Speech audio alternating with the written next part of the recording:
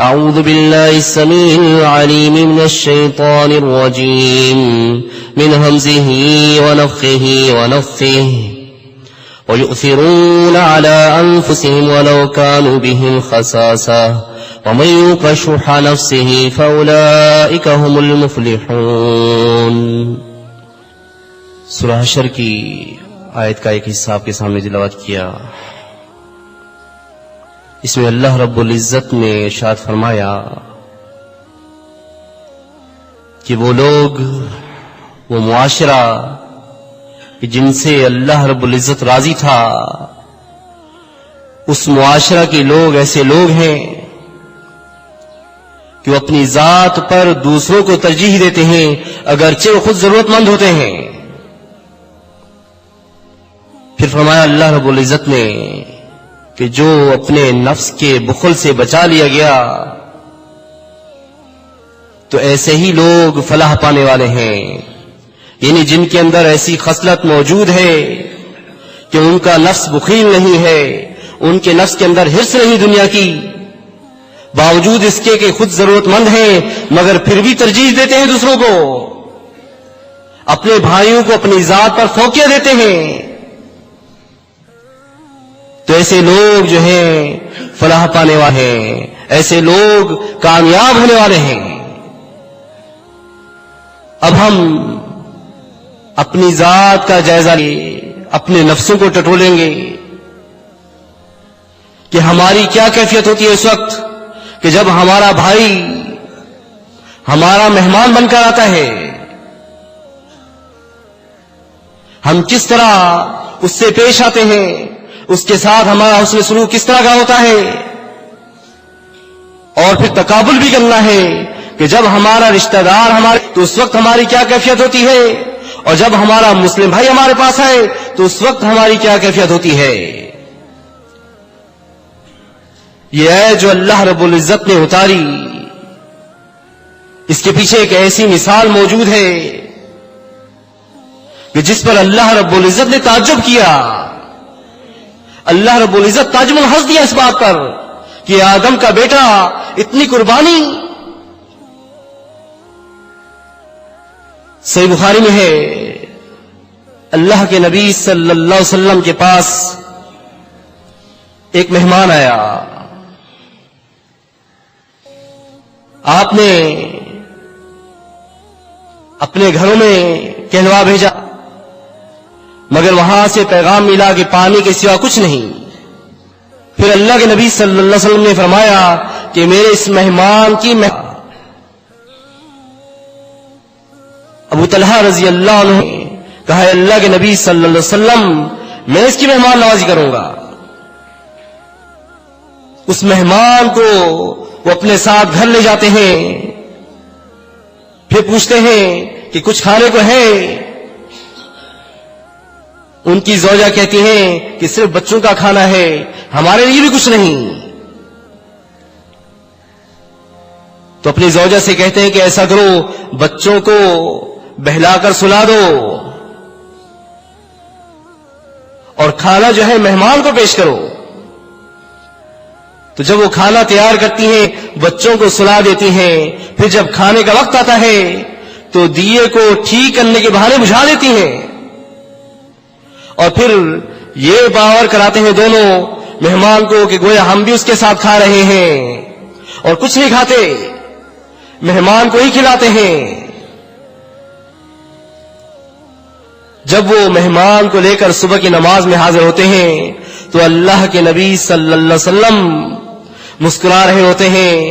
اسی وقت جو ہے اللہ رب العزت نے آیت اتاری وَيُؤْثِرُونَ عَلَىٰ أَنفُسِهِمْ وَلَوْ كَانُوا بِهِمْ خَصَاصَةٌ کہ اس معاشرے کے لوگ تو ایسے لوگ ہیں کہ اپنی ذات پر دوسروں کو ترجیح دیتے ہیں خود ضرورت مند ہونے کے باوجود بھی. اس کے آگے اللہ رب العزت نے انسانی فطرت کا بھی ذکر کیا کہ انسانی فطرت جو ہے عموماً اس کو بخل پر جو ہے اس کے اندر بخل ہوتا ہے، مگر اسے اس بخل سے بچنا ہے، اس حرص کو اپنے دل میں جگہ نہیں دینی.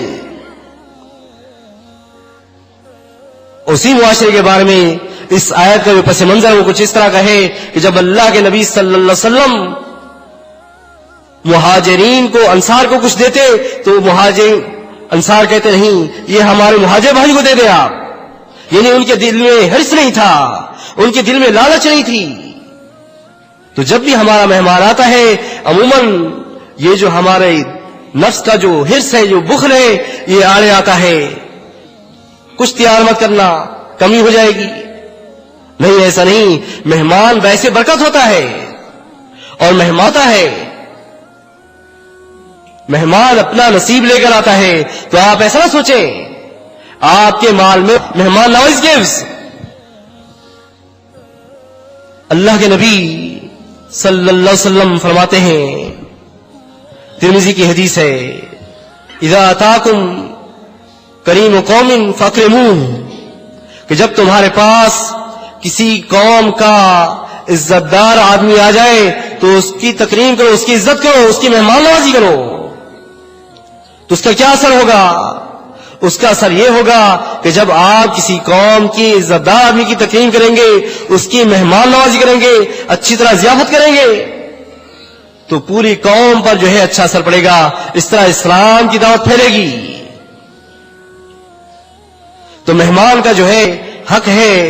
صحیح بخاری صحیح مسلم کی حدیث ہے، اللہ کے نبی صلی اللہ علیہ وسلم فرماتے ہیں، من کان یؤمن باللہ ورسولہ فلیکرم ضیفہ، جو اللہ اس کے رسول پر ایمان رکھتا ہے اسے چاہیے کہ وہ اپنے مہمان کی ضیافت کرے، اس کی مہمان نوازی کرے،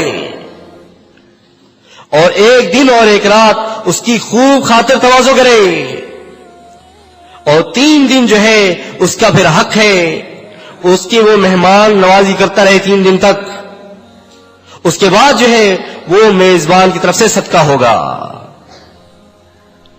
تو ہم دیکھیں کہ ہمارا کیا رویہ ہے.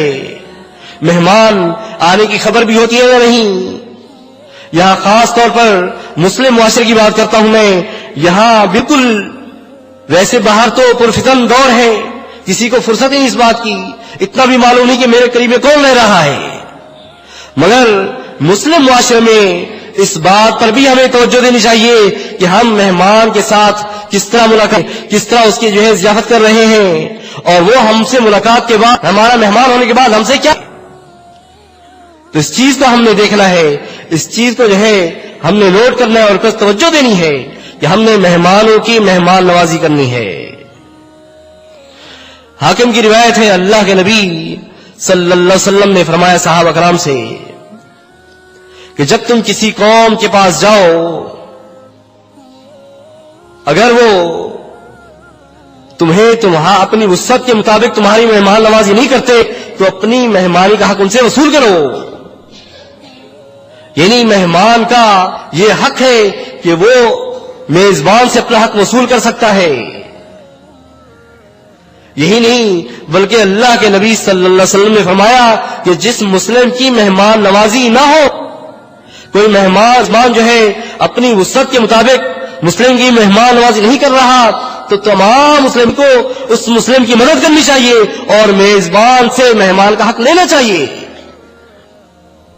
تو بہتر یہی ہے کہ آدمی اللہ رب العزت سے ڈرے اور اپنی وسعت کے مطابق اپنے مہمان کا اکرام کرے، اس کا جو ہے اس کی عزت کرے.